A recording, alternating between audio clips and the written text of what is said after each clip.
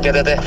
Jadi ya, barusan kami dapat telepon dari pihak Rumah Sakit Koja bahwasanya PPKS terlantar atas nama Pak Kusnadi sudah dinyatakan sehat.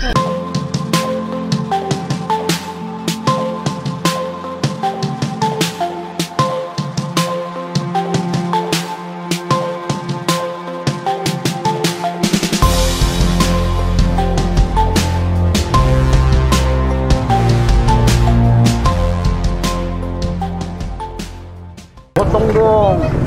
Hah? Potong dong. Pakai resa apa potong?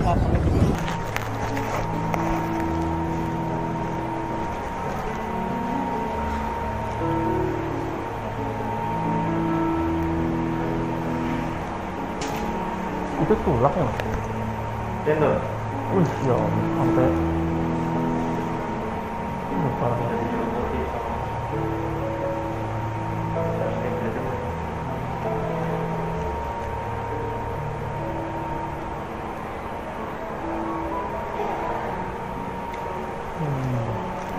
Nggak kuat ya.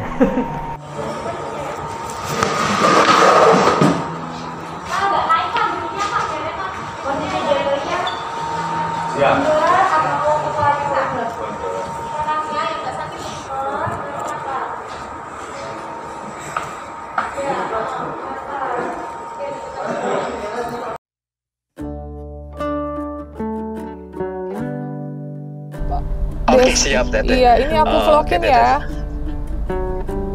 Oke Teteh. Jadi ya, barusan kami dapat telepon dari pihak Rumah Sakit Koja bahwasanya PPKS terlantar atas nama Pak Kusnadi sudah dinyatakan sehat. Nah, bahwasanya kan memang Pak Kusnadi waktu masuk itu adalah atau klasifikasinya orang terlantar. Yang mana orang terlantar itu harus dirujuk ke panti sosial untuk penanganan dan pembinaan lebih lanjut di sana gitu kan. Tapi dikarenakan Pak Kusnadi ada indikasi ditemukan ada pihak keluarga, kata pihak keluarga. Maka dari itu kita tidak pihak rumah sakit tidak langsung mengirim orang terlantar tersebut ke panti, untuk dibawa ke panti sosial. Nah, untuk langkah selanjutnya kami P3 Student Sosial Jakarta Utara akan melakukan penjemputan kepada Bapak Kusnadi, orang terlantar tersebut yang dinyatakan sehat. Setelah itu kita bawa langsung ke tempat penampungan PPKS sementara sebelum dirujuk ke panti, yaitu di SKKT Kelurahan Tanjung Priok gitu Teteh. Oke. Nah, dari sana dari SKKT kita akan lakukan asesmen lebih lanjut.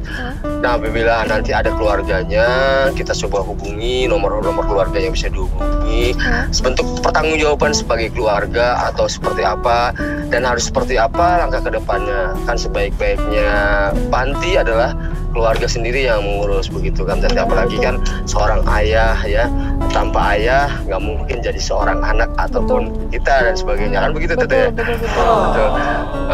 Maka dari itu kita coba nanti akan asesmen ulang menindaklanjuti tentang penelusuran keluarga dari Bapak Kusnadi. Dan apabila nantinya Bapak Kusnadi tidak ditemukan pihak keluarganya ataupun ya memang ada keluarganya tapi tidak memperdulikan atau melepas tangan dan seperti apa, kita harus minta alasannya, konsekuensinya seperti apa, atau buat surat pernyataan apabila Bapak Kusnadi ingin diserahkan ke panti atau negara gitu. Bahwasannya apabila orang tersebut terjadi sesuatu yang tidak diinginkan ya kepada Pak Kusnadi, pihak keluarga tidak akan boleh melakukan penuntutan kepada negara ataupun itu. Jadi sepenuhnya dirawat oleh negara, seperti itu Teteh. Iya betul. Oke, ini kan ini Pak Punten ya, sebelumnya ini kan aku ada nomor telepon ibunya ya, bukan ibunya, adiknya, anaknya, adik dan anaknya, ada dua, adik dan anaknya. Adik atau anak nih? Anaknya, ya, adik dan anak. Jadi anaknya ada dua. Ibu, adik, atau anak nih? Anak dan adik. Anaknya ada dua, adiknya satu. Oh, adik dan adik, ya benar. Bukan ibu ya, bukan. Nah, terus ini saya ada nomor teleponnya. Nah, gimana Pak? Ini kan saya posisi lagi di Riau ya, masih di Riau. Gimana kalau misalnya nanti dibawa ke tempat sementara dulu yang tadi Bapak bilang, ya nanti kita janjian sama anaknya kapan waktunya nanti berbarengan dengan kita Pak. Oh, oke. Teteh mau izin apa Teteh sudah komunikasi dengan anaknya? Sudah. Udah komunikasi. Sudah, luar biasa Teteh. Luar biasa, mantap nih. Respon anaknya gimana Teteh? Gimana anaknya? Kemarin saya lihat tuh ada klasifikasi tentang anaknya, tentang penanganan Pak Kusnadi ya di YouTube tuh. Iya betul. Nah jadi anaknya itu sebenarnya sih karena kondisi keuangan ya katanya. Jadi anak-anaknya itu kondisinya rumahnya yang satu itu ngekos ya di Yogyakarta, satu lagi di Cikarang jadi baby sister katanya. Gitu. Jadi ini yang jadi baby sister siapa? Anaknya atau adiknya? Dua-duanya anak. Yang di Jogja itu ngekos sama suaminya sama anaknya. Terus yang satu lagi yang di itu anaknya. Terus adiknya? Nggak mau.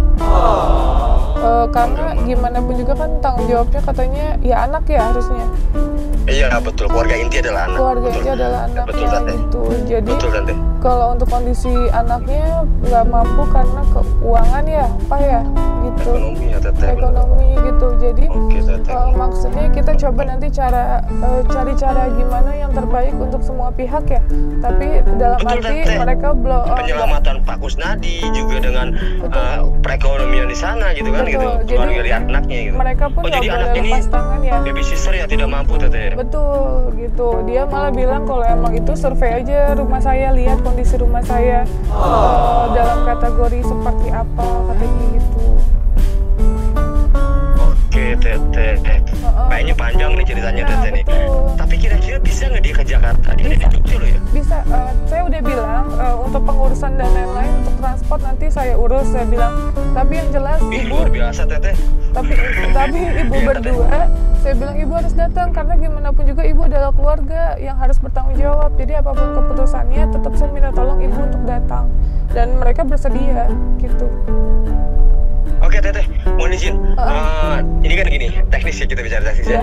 Setelah anaknya datang ke Jakarta, ke SKKT, ya, kita nanti akan lakukan asesmen atau membuat surat pertanggungjawaban. Apabila yang tadi apabila orang tersebut tidak diserahkan kepada negara, maka tidak akan melakukan penuntutan kepada pihak negara. Berarti secara tidak langsung anaknya mengikhlaskan bahwa bapaknya atau Bapak Kusnadi diserahkan kepada negara dan sepenuhnya dirawat oleh negara. Seperti itu kan Tete ya? Nah dari sana baru kita rujuk ke panti. Di panti tempat pembinaannya seperti apa? Tete bisa lihat nanti PMD itu punya panti sosial loh, yang cara pembinaannya seperti ini, penanganannya seperti ini gitu. Nanti saya akan koordinasi ke pimpinan nih. Hari ini saya koordinasi pimpinan untuk berjalannya semua lebih lancar gitu. Jadi perizinan lancar ini Tete. Saya akan izin dulu ke pimpinan, saya akan koordinasi ke panti. Nanti begitu kita berjalan tidak ada miskomunikasi atau tidak ada penghalang dari semuanya gitu Tete. Betul, iya. Ini kan rencananya juga besok saya pulang dari Riau ya. Jadi secepat mungkin kita bertemu ya Pak ya dengan keluarganya Pak Kusnadi. Oke siap Tete. Nanti kalau sudah ini minimal di bawah jam 2 itu kita gini. Sebentar Tete, sebentar. Ini ada satu kendala ya dari kita. Apabila orang tersebut ingin diserahkan kepada panti sosial, maka orang tersebut harus dilakukan tes kesehatan, swab test. Swab test itu dinyatakan negatif dari COVID-19. Nah untuk hasil swab test itu paling cepat itu 3 atau 4 hari Teh kalau kita. Bisa atau paling lama 7 hari ya. Paling cepat 3 atau 4 hari, paling lama 7 hari Teh. Jadi kalau menurut saya pribadi, setelah hasil swab keluar aja Teh gimana Teh? Jadi kita mau war-war lebih dulu. Iya, soalnya harus keluar hasilnya dulu baru bisa dijenguk kan ya? Rujuk ke panti. Ya, rujuk di panti. Jadi baru dibawa ke panti. Jadi kita nggak bolak-balik nih. Nanti kita datangkan dia dari Yogyakarta. Kan bahwasanya apabila pihak keluarga menyerahkan kepada negara, maka orang yang menyerahkan itu harus ikut mendampingi ke panti sosial. Jadi penyerahan pihak keluarga kepada orang tersebut kepada negara gitu Tete. Nanti setelah anaknya sampai di Jakarta, anaknya harus ikut ke pendampingan ke panti. Dan anaknya sendiri yang menyerahkan. Di sana ada edukasi dari pihak panti. Ini loh panti kita. Seperti apa sih edukasinya nanti dijelaskan panti. Jadi gini aja Teteh, nanti pulang dari Riau ya Teteh, ini saran saya aja. Teteh pulang dari Riau nggak apa-apa, singgah aja dulu ke tempat kami biar tahu. Terus dari tempat kami kan swab dulu tuh, ya swab dulu. Nanti setelah 3 atau 4 hari hasil swabnya keluar, baru kita datangkan anaknya dari Yogyakarta gitu. Boleh. Nah dari situ kita udah nggak nunggu harus bolak-balik ngeluarin ongkos transport dan sebagainya gitu. Jadi langkah selanjutnya setelah membuat surat pernyataan edukasi, hari itu juga kita bawa anaknya sama Teteh sama Pak Kusnadi ke panti sosial dan diserahkan kepada negara. Begitu Teteh. Ya. Saran saya seperti itu biar nggak bolak-balik. Teteh gimana? Boleh banget. Jadi gini aja ya Pak, berarti aku nunggu kabar dari Bapak, tindak selanjutnya tuh kapan gitu aja ya? Ya boleh. Kalau emang Teteh mau datang ke SKKT kami melihat situasinya Bapak Kusnadi seperti apa, ya nggak apa-apa Teteh gitu. Iya, oke siap. Jadi nanti pulang dari Riau aku kabarin langsung secepatnya ya Pak ya. Oke siap Teteh. Siap, ditelepon aja Teteh. Iya, telepon siap. WA, takutnya kalau di WA saya takut handphonenya nggak kedengeran Teteh. Siap. Makasih banyak Pak. Oke Teteh. Sama-sama Teteh. Ya. Atur nuhun. Siap. Assalamualaikum. Ya. Waalaikumsalam warahmatullahi wabarakatuh. Jadi gitu penjelasannya, dan sekali lagi untuk Pak Kusnadi, banyak banget yang nanya soal kelanjutan Pak Kusnadi. Mohon doanya, dan aku berharap sih ini yang terbaik untuk semua pihak ya, karena kasihan juga kalau misalnya harus dipaksakan tinggal di tempat anaknya, atau mungkin dia tinggal di tempat kayak kemarin lagi. Takutnya nanti nggak terurus lagi, terlantar lagi. Pokoknya banyak hal yang kita pikirkan gitu. Yang saya mau lakukan di sini adalah saya lakukan semaksimal mungkin yang terbaik yang saya bisa gitu, dan yang terbaik untuk semua pihak itu aja. Dan jangan lupa totalitas itu tanpa batas ya. Jadi kesimpulannya, ini kan aku posisi masih ada di Riau, masih di Pekanbaru Riau. Jadi nanti aku harus pulang dulu ke Jakarta, makanya masih banyak banget yang harus kita kerjakan, masih banyak banget tugas dan tanggung jawab kita di mana-mana gitu. Jadi Pak Kusnadi ini akan diambil besok sama tim P3S Jakarta Utara untuk dibawa ke tempat panti sementara gitu. Jadi PSSK nanti akan dilakukan swab. Jadi hasil swab itu akan keluar 3-7 hari. Jadi setelah itu keluar baru bisa ditindaklanjutin, akan dikirim kemana nih, di panti mana nih. Misalnya kebutuhan Pak Kusnadi adalah lansia, atau kebutuhan Pak Kusnadi adalah panti jompo, disabilitas atau ODGJ. Itu tuh ada stepnya masing-masing gitu.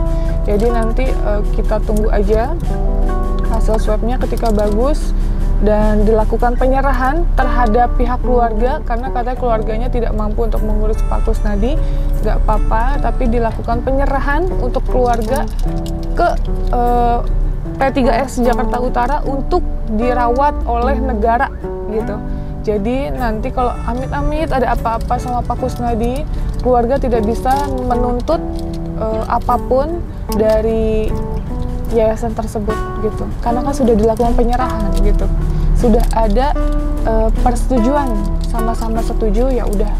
Aku di sini adalah penengah ya, terus perantara, membantu yang terbaik untuk semua pihak, untuk anak-anaknya, untuk Pak Kusnadi gitu. Jadi doakan semoga diberikan kelancaran, dan untuk kelanjutannya buat kalian yang penasaran, ikutin vlog aku terus, dan jangan lupa bantuannya dengan cara di subscribe, like, and share, karena isi konten aku adalah mengedukasi, dan isi kontennya juga positif untuk semua kalangan, apalagi kalangan kaum milenial, generasi muda, agar isi kontennya bermanfaat dan berfaedah ya.